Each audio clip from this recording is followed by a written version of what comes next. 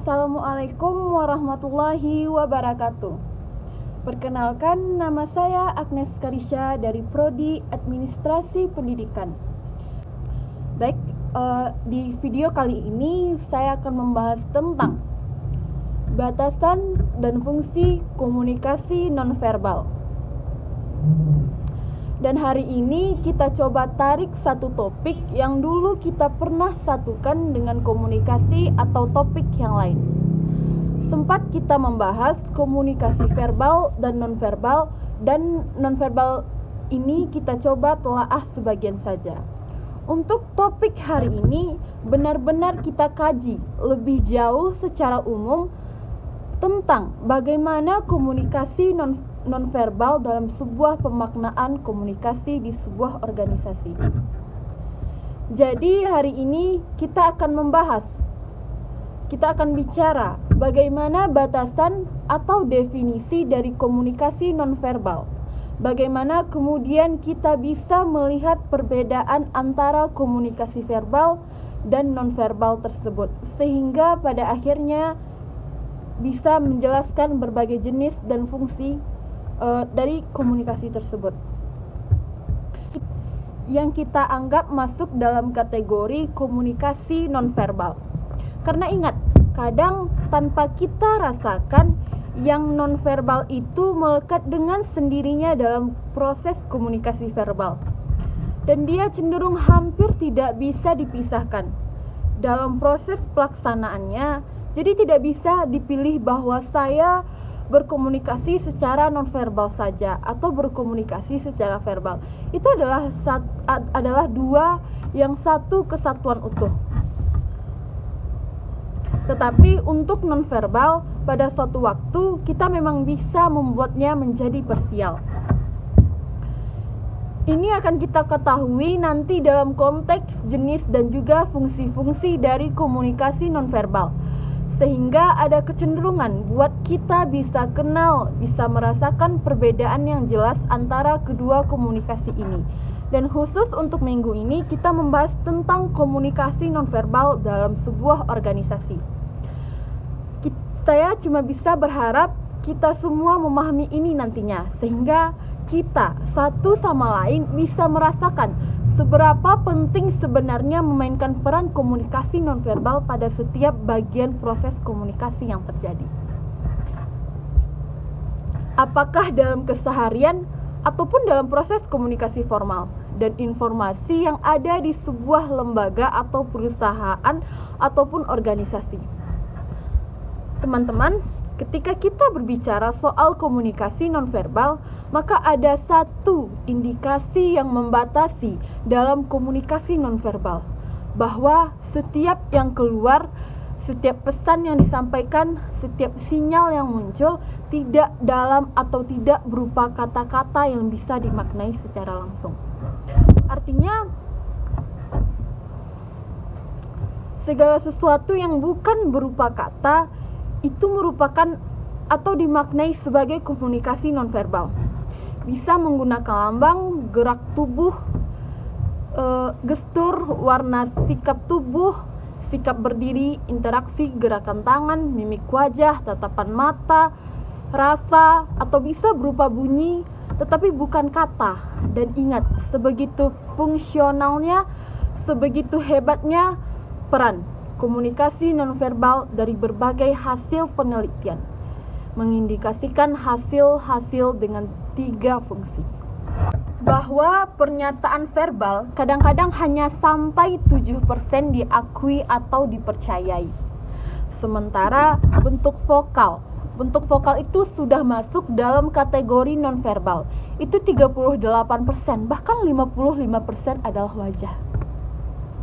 Ekspresi wajah, bahkan dalam interaksi dengan polisi misalnya, berhadapan dengan kasus, atau ketika seseorang kebenaran dalam kejujuran, seseorang pasti yang dilihat pertama itu bukan mendengarkan penjelasan. Ketika seseorang menjelaskan, yang kita perhatikan itu pasti mimik wajahnya, pasti gerakan matanya, karena kejujuran itu terletak pada apa yang tidak bisa kita desain. Kenapa? Karena keseluruhan gerakan, keseluruhan fungsi nonverbal akan muncul tanpa kita bisa buat. Dan itu adalah indikasi yang bisa ditangkap tanpa berbagai pesan komunikasi yang lebih efektif. Maka buat kondisi-kondisi tertentu, nonverbal menjadi sangat efektif dibandingkan komunikasi verbal. Jadi mempelajari komunikasi nonverbal akhirnya memahami apa yang dirasakan secara nyata bahwa oleh orang lain. Ini yang perspektif yang perlu digarisbawahi. Jadi kalau kita definisikan nonverbal apa? Pesan-pesan yang diekspresikan, pesan-pesan yang disampaikan secara sengaja atau tidak melalui apa? Melalui gerakan, melalui tindakan, perilaku atau suara atau vokal yang berbeda dari penggunaan kata-kata dalam bahasa. Bahasa umum yang kita kenal sebagai komunikasi perkumpulan dari kata demi kata dan menjadi kalimat-kalimat menjadi paragraf, dan itu yang bahasa. Di luar itu yang kita sebut sebagai nonverbal. Dan ingat, makna dari tindakan demi tindakan itu tidak tergantung dari makna isi gerakan. Tidak tergantung dari segala sesuatu yang disampaikan secara nonverbal tadi. Tetapi tergantung pada interpretasi dari orang-orang lain yang mengamatinya. Karena interpretasi ini menjadi bermacam-macam. Sebab seperti apa yang dulu kita bahas, fungsi dari komunikasi nonverbal itu ternyata banyak sekali. Makanya interpretasi orang lain ketika memahami komunikasi nonverbal yang kita munculkan. Nah, batasan komunikasi nonverbal apa? Apa saja batasan dari komunikasi nonverbal tersebut? Kita masuk pada batasan komunikasi nonverbal. Yang pertama, selalu berada dalam konteks. Jadi tanpa kita minta, tanpa kita sadari, ketika bicara soal besar, maka tangan akan langsung membentuk ukuran besar. Kecuali kita memang ingin memainkan fungsi untuk merubahnya. Paradigma atau mengganti maksud sehingga membohongi sesuatu. Tapi secara umum, yang namanya komunikasi nonverbal selalu berada dalam konteks dan tidak mengikuti alurnya. Panjang pendek, besar kecil, jadi akan mengikuti. Bahagia, muka yang berbinar, mata yang berbinar. Sedih akan muncul dengan rasa yang sedih tanpa senyuman. Nah, itu akan mudah dipahami. Dan perilaku nonverbal adalah perilaku normal. Karena bagaimanapun nonverbal itu muncul dengan sendirinya. Karena dia adalah bagian dari komunikasi verbal. Oke, batasan komunikasi nonverbal tadi sudah 2 kita bahas. Coba pertama, selalu berada dalam konteks, dan itu benar. Tidak bisa dipungkiri. Yang kedua, perilaku nonverbal adalah perilaku normal. Ya normal, karena memang akan begitu seterusnya. Tanpa diminta, tanpa disadari, ketika verbal terjadi, maka nonverbal mengikuti. Baik, kita masuk yang ketiga.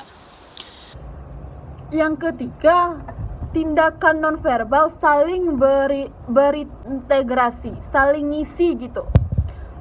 Rasa marah diikuti dengan tutur kata yang kasar, jadi nyatu dia dengan verbal. Terintegrasi secara utuh, suara yang keras, ekspresi wajah yang tegang. Jadi ketika marah, ketika orang menyampaikan kemarahannya dalam bahasa verbal, semua ekspresi yang muncul sebagai nonverbal ini ikutin. Rasa marah yang diikuti dengan tutur kasar, suara yang keras, ekspresi wajah tegang, gerakan tubuh emosional, dan lebih daripada itu kadang-kadang.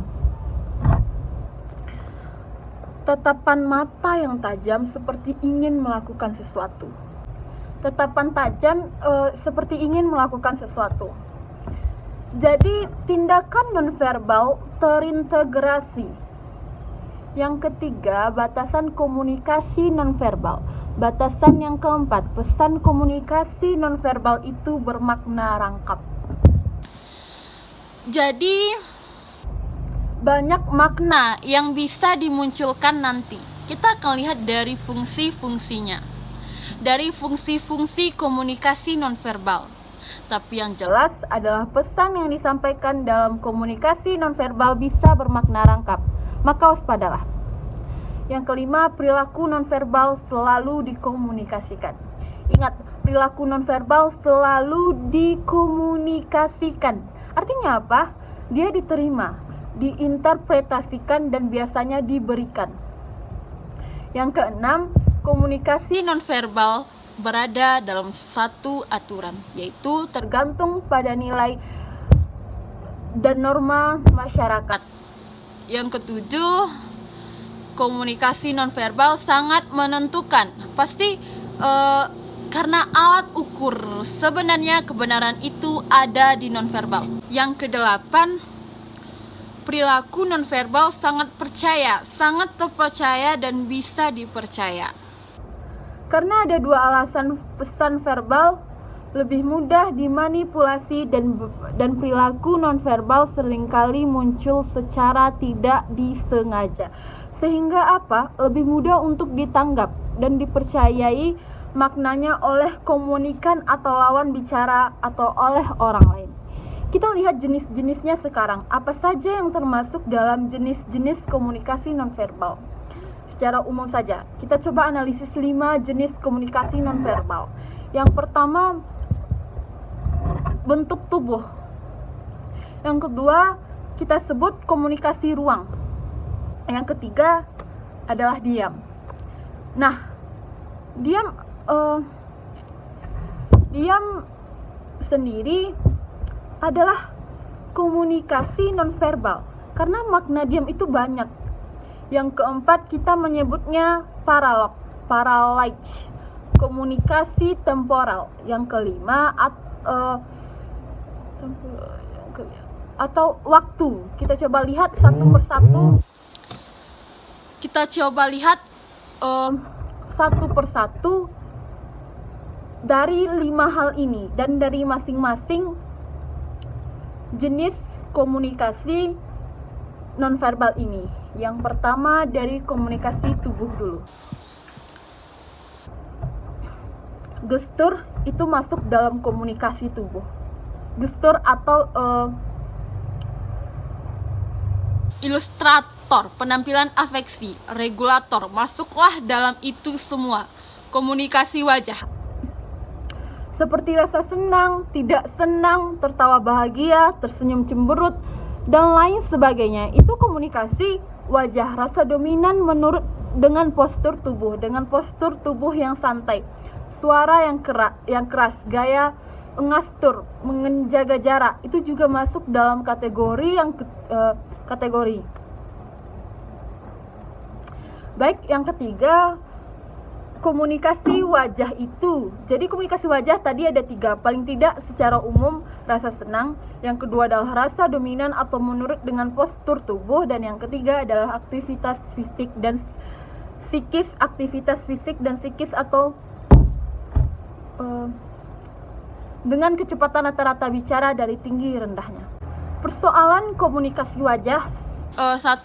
Kalau kita bicara soal keakuratannya, ada ketidaksesuaian emosi dengan ekspresi wajah.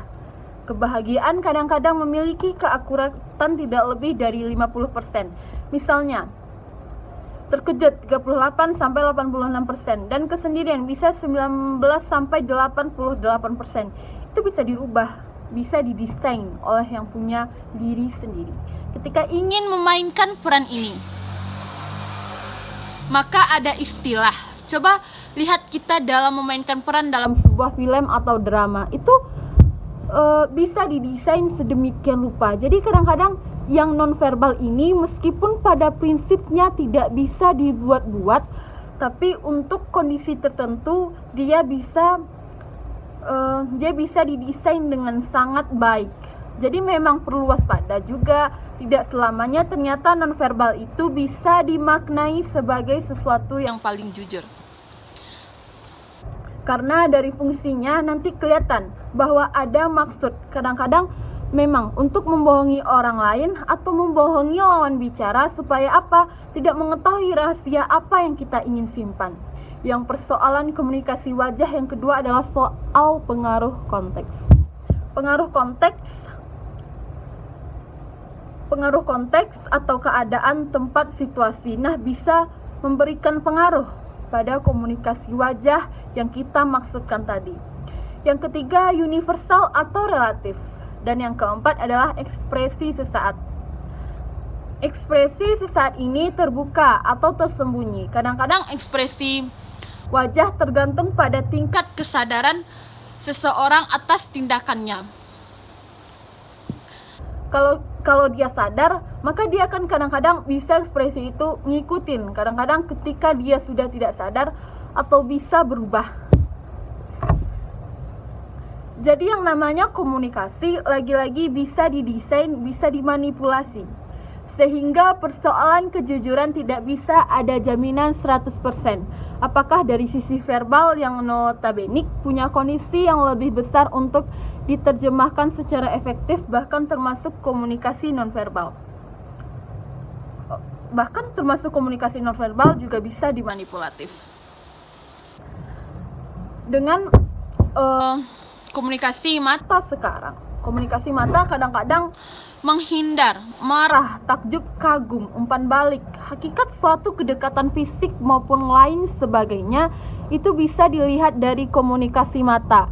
Jadi mata adalah jendela dunia, semua bisa dirasakan dan dipastikan lewat mata. Jadi memang ada mata yang dikomunikasikan untuk menghindari sesuatu. Itu bisa dilihat bagaimana pergerakan mata, tatapan mata yang ingin menghindari perspektif orang lain terhadap sesuatu yang lagi kita simpan. Kemarahan, kesedihan, kebahagiaan itu lewat mata. Kekaguman, umpan balik, kedekatan emosional, semua melalui komunikasi mata. Terakhir adalah bahasa sentuhan. Nah, ini mungkin dari ungkapan seksual. Maaf, seperti hubungan dengan suami istri. Sentuhan tidak berupa kata-kata, tetapi memberikan imajinasi yang berbeda sehingga terjadi komunikasi yang sangat luar biasa antara kedua pasangan ini. Menghibur, memberikan dukungan, termasuk kekuasaan dan dominasi di saat itu sebenarnya bisa dimunculkan dalam sentuhan. Bagaimana seorang dosen, seorang guru memberikan sentuhan kepada anak dalam rangka menguasai atau mendominasi. Bagaimana seorang ayah akhirnya merangkul, memeluk anaknya dalam bentuk ingin menguasai, mendominasi supaya anaknya atau justru menghibur. Itu maknanya tertangkap dalam komunikasi nonverbal yang kita sebut dalam bahasa sentuhan. Nah, komunikasi ruang ini juga termasuk dalam komunikasi nonverbal. Ruang berarti kaitannya dengan cara. Teritorialnya barangkali kita bisa lihat seperti ruang belajar. Kamar, tempat duduk di sekolah ataupun di kampus yang tidak boleh disentuh orang lain dan sebagainya. Estetika atau warna menciptakan ruang agar punya arti dan juga keindahan. Jadi yang masuk dalam kategori ruang itu ya jarak. Yang kedua adalah teritorial seperti ruang belajar. Yang ketiga estetika atau warna. Jadi perlu dipahami maksud dari komunikasi ruangan ini adalah salah satu bentuk dari komunikasi nonverbal. Jadi ruang dimaknai dalam 3 bentuk. Komunikasi jarak, teritorial, dan estetika. Nah, jarak intim, kalau kita bicara soal jarak itu paling tidak terbagi kepada 4 lah. Jarak intim berarti karena meningkatnya hubungan psikologis atau sudah dalam fase sentuhan. Misalnya kedekatan emosional antara seorang ayah dan seorang ibu dengan anaknya. Anak dan orang tua, antara guru dengan anak itu jaraknya intim, antara pasangan dengan pasangan. Jadi kalau memang harus dihitung secepat secara kalkulasi meteran, itu sekitar paling banyak itu 45 cm, sebegitu dekat. Karena hubungan emosional yang sangat dekat biasanya juga jaraknya ketika sampai harus melakukan sentuhan atau merangkul. It's okay. Jadi semakin orang intim, semakin mengindikasikan ruang dalam konteks jarak itu menjadi sangat dekat dan maksimal 45 cm jaraknya. Hubungan ketika dia berbicara itu dekat sekali. Yang kedua, jarak personal ini batas umum, batas pribadi seseorang yang tidak bisa disentuh oleh orang lain, perkiranya sekitar 75 sampai 1 meter atau 75 cm sampai 1,2 meter. Itu jarak personal, sehingga kita bisa merasakan ketika komunikasi dengan orang yang notabene tidak punya hubungan hanya sekedar say hi, say hello, atau orang yang baru dikenal, atau secara umum teman, tapi teman yang tidak mesra. Jadi kalau bicara soal jarak ini sebaiknya kita bisa menyimpulkan. Artinya orang yang lagi berkomunikasi menyampaikan pesan nonverbal, mereka punya kedekatan emosional yang berbeda. Jadi ketika kita ngelihat jaraknya segitu, kita bisa menyimpulkan kayaknya ada hubungan nih, pasti orang nih dekat gitu. Ini pasti TTM-an, ini teman pasti mesra, atau ini kita, atau ketika berbicara ini ayahnya bukan ya. Kenapa? Karena ada satu kondisi dari komunikasi ruang tadi yang disebut sebagai komunikasi jarak. Jarak yang dihitung secara matematis, mengekspresikan bagaimana itu kepada orang lain. Nah, jadi ada jarak intim, namanya ya yang jaraknya fase sentuhan bisa melakukan fase sentuhan sekitar 45 cm. Jadi ketika bicara dekat sekali, kemudian dia bisa merangkul atau melakukan sentuhan yang biasanya hubungan emosionalnya sangat dekat. Yang kedua, jarak personal. Jarak personal ya secara umum manusia pribadi, di mana ketika berbicara atau berkomunikasi itu tidak bisa disentuh oleh orang lain. Jaraknya biasanya 75 cm sampai 1 meter atau 1,2 meter yang mustahil disentuh langsung melakukan sentuhan. Yang ketiga, jarak sosial. Jarak sosial berarti sangat-sangat umum, berarti dengan orang-orang yang mungkin tidak dikenal atau baru saja dikenal dalam hubungan sosial interpersonal. Nah, itu jaraknya sekitar 2 meter sampai 360 cm lah. Kemudian jarak publik. Kalau jarak publik berarti kalau jarak publik berarti sama dengan banyak orang yang sangat mustahil melakukan kalau jarak publik berarti satu dengan banyak orang yang sangat mustahil melakukan sentuhan, dan itu pasti hubungannya sangat jauh, tidak saling kenal dan tidak saling tahu satu sama lain.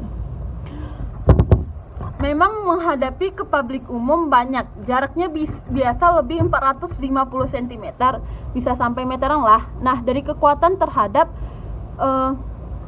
memang mengindikasikan bahwa hubungan jarak mengindikasikan hubungan kedekatan emosional, dan itu yang dimunculkan dalam perspektif komunikasi kepada orang lain. Makanya begitu gampang kadang-kadang kita menyimpulkan.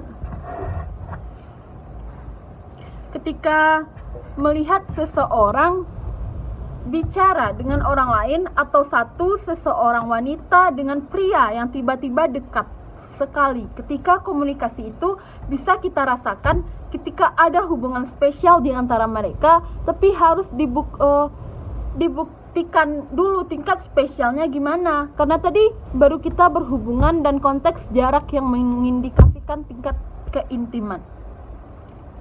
Sekarang, apalagi yang termasuk dalam kategori komunikasi nonverbal? Segala sesuatu yang selama ini kita anggap tidak penting atau terabaikan, ternyata itu adalah salah satu kondisi atau konteks yang menjadi struktur kuat dalam komunikasi nonverbal, yaitu diam. Kita diam dalam satu proses komunikasi yang terjadi antara kita dengan orang lain atau kita dengan sekelompok orang. Ternyata dia memainkan fungsi yang tidak sedikit dalam komunikasi nonverbal. Artinya apa? Diam bisa mengekspresikan ke kita, menginformasikan ke kita atau kepada orang lain bahwa kita lagi memberikan kesempatan. Artinya apa? Diam bisa mengekspresikan ke kita, menginformasikan ke kita atau kepada orang lain bahwa kita lagi memberikan kesempatan otak untuk berpikir. Diam juga bisa memberikan makna menyakiti. Kita bisa lihat dari berbagai macam film. Sebegitu antusiasnya, sebegitu semangatnya, sebegitu tertekannya seseorang, kemudian hanya dihadapi dengan kondisi diam. Lewat bicaranya itu semakin bukannya membantah, tapi justru semakin menyakiti lawan bicara. Jadi kadang-kadang diam justru bisa menjadi fungsi menyakitkan. Diam juga bisa mengisolasi diri sendiri. Bisa juga diartikan sebagai mencegah komunikasi yang terjadi antara kita dengan orang lain. Diam juga bermakna mengkomunikasikan perasaan, artinya menolak dominasi. Sehingga diam dijadikan sebagai salah satu bentuk komunikasi nonverbal ketika berbicara dengan orang lain. Untuk menunjukkan bahwa perasaan kita ingin didominasi oleh mereka, dan diam kadang-kadang juga bisa menyampaikan untuk tidak menyampaikan. Jadi menyampaikan untuk tidak menyampaikan satu sepatah kata pun. Jadi orang akan kebingungan, apa ini? Apa maksudnya? Jadi ketidaktahuan maksud dari si lawan bicara juga merupakan salah satu alat dari komunikasi nonverbal dalam bentuk diam. Jadi diam ini pun manifestasi yang banyak sekali, macam-macam. Jadi barangkali dijadikan sebagai alat. Nah, kemudian yang berikutnya yang tadi kita bahas, yang masuk dalam kategori ini adalah paralanguage atau kecepatan berbicara, termasuk volume di situ, termasuk ritme, resonansi, apalagi bentuk-bentuk vokal seperti tertawa, kecikikan, rintihan, rengekan, tinggi rendahnya suara, atau ketika seperti di kalimat kita kasih bold, itu maknanya memberikan penekanan pada setiap kalimat atau kata-kata yang kita sampaikan. Itu termasuk dalam paralanguage. Paralanguage dan persepsi. Orang seringkali menilai orang lain berdasarkan suara. Suara yang muncul dari paralanguage ini, yang pertama, suara merupakan gejala atau tipe kepribadian seseorang. Yang kedua, suara juga bisa mengindikasikan atau mengidentifikasikan sikap emosian seseorang. Nah, paralanguage dan percakapan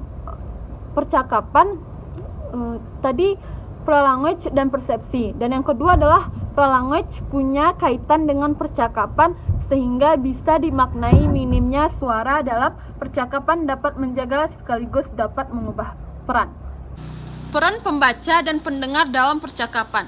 Misalnya gini, ingin lanjut berbicara atau ingin memberikan kesempatan kepada orang lain. Nah, itu percakapan. Jadi paralanguage juga bisa dimaknai dalam konteks percakapan. Mampu masuk dalam kategori komunikasi nonverbal. Jadi sampai ke sini kita semakin memahami bahwa banyak sekali bagian per bagian hafal yang masuk dalam kategori nonverbal. Bahkan cenderung lebih banyak kategori komunikasi verbal, sehingga bisa disimpulkan bahwa belajar atau mempelajari ritme yang muncul dalam komunikasi nonverbal akan memberikan kekuatan. Bagi seorang public speaker, ketika ingin berbicara dan berkomunikasi dengan orang lain, ternyata masih ada masih ada kategori komunikasi nonverbal. Kategori lainnya adalah istilah bahasa komunikasinya temporal atau waktu, atau penggunaan waktu. Komunikasi temporal atau penggunaan waktu ini ternyata adalah bagian dari komunikasi nonverbal karena dia bisa mengekspresikan atau menunjukkan informasi tertentu. Yang pertama, menunjukkan satu seseorang yang tidak akan telat jika berhubungan dengan orang lain, maka dianggap ia berkuasa. Artinya begini, tidak akan telat jika berhubungan dengan orang lain, maka dia dianggap tidak berkuasa karena menentukan status. Jadi atau orang yang karena dia akan menguasai, dia menyatakan bahwa dia tidak akan telat atau sebaliknya. Terkait dengan waktu, dia akan telat. Ya suka-suka dia karena dia yang pegang kendali, karena dia bosnya, atau bisa dimaknai dengan arti yang lebih luas lagi. Yang kedua adalah waktu dan kesesuaian, karena dalam komunikasi adalah jam konsultasi nantinya. Jadi jam atau temporal ini termasuk dalam kategori komunikasi nonverbal. Yang kedua, kita lihat sekarang fungsi-fungsi dari komunikasi nonverbal. Sekarang kita coba lebih jauh melihatnya. Yang pertama, fungsinya adalah repetisi. Yang kedua, kontradiksi. Yang ketiga, kita membahas sebagai substitusi. Yang keempat, ada komplimen. Yang kelima, fungsi dari komunikasi nonverbal itu terhadap verbal adalah regulasi. Kita coba bahas 6. Dan yang keenam, aksentuasi. Jadi saya ingatkan, fungsinya ada 6. Kita coba lihat satu persatu, biar kita lebih tahu, lebih kenal bagaimana fungsi dari masing-masing komunikasi. Sekarang kalau kita coba lihat dari pakar komunikasi internasional yang bernama Mark L. Nice, jadi dia membagi belasan, malahan sampai 17 kalau nggak salah. Tapi kita bahas secara umum, ada 6 fungsi dari komunikasi nonverbal terhadap komunikasi verbal yang terjadi. Yang pertama, ada repetisi. Repetisi terkadang informasi atau pesan yang disampaikan secara verbal itu masih belum bisa dipahami oleh seseorang, masih belum bisa dimaknain secara tepat, meski perlu penelaah lebih lanjut, analisis lebih panjang, karena memang tidak semua orang mampu menyampaikan suatu informasi secara baik dan benar, atau mudah dipahami oleh orang lain, atau bisa saja si komunikan memang tidak konsentrasi, atau justru memang ada masalah pada isi komunikatornya. Nah, disinilah fungsi komunikasi verbal, kadang-kadang nonverbal maksudnya. Kadang-kadang memberikan peran aktif untuk memberikan repetisi atau pengulangan. Jadi komunikasi nonverbal ini berfungsi sebagai repetisi yang mana bisa mengulang kembali pesan yang disampaikan secara nonverbal. Misalnya seseorang komunikator dapat memberikan isyarat dengan bahasa tubuh atau dengan simbol-simbol lain yang ada di dalam gerakan body language-nya untuk memberikan informasi ulang yang segeranya belum dipahami oleh si komunikan atau penerima pesan. Dengan informasi tersebut dapat sampai ke komunikan, kemudian benar-benar bisa dipahami. Misalnya saya bilang ukurannya besar, nah belum tentu bisa didengar dengan baik, tapi dengan ukuran yang kecil. Mau pilih yang mana? Saya mau yang besar. Ini akan menunjukkan bahwa kadang-kadang setiap komunikasi tidak selalu fokus atau tidak perlu terlalu fokus pada jawaban verbal, tetapi cukup melihat dalam repetisi yang diulang. Karena repetisi berarti mengulang, maka dia akan terjadi delay-nya sedikit sekali. Jadi ketika verbal keluar akan langsung diikutin karena dia repetisi. Dia tidak akan serta-merta langsung bersamaan ketika kita bilang saya mau yang besar, maka dia akan mengikuti. Itu yang repetisi namanya. Nah, repetisi ini mengulang pesan. Pesan apa? Informasi apa yang disampaikan dalam kalimat yang cukup panjang, tapi dalam seperangkat, sehingga makna repetisi dari nonverbal jauh lebih komunikatif, lebih efektif dibandingkan verbalnya. Nah, itu fungsinya, fungsi sebagai repetisi. Yang kedua, fungsi substitusi. Sama halnya seperti fungsi repetisi, bahwa komunikasi nonverbal ini juga dapat sekaligus memperjelas kepada komunikan satu informasi yang belum bisa dipahami mereka. Nah, di sini komunikasi nonverbal berfungsi sebagai penjelas, substitusi dengan cara menggantikannya dengan bahasa isyarat atau simbol-simbol lainnya. Jadi bisa dikatakan bahwa komunikasi nonverbal dapat menggantikan lambang-lambang dari informasi verbal yang belum bisa dipahami oleh lawan bicara atau mereka kita sebut sebagai komunikan.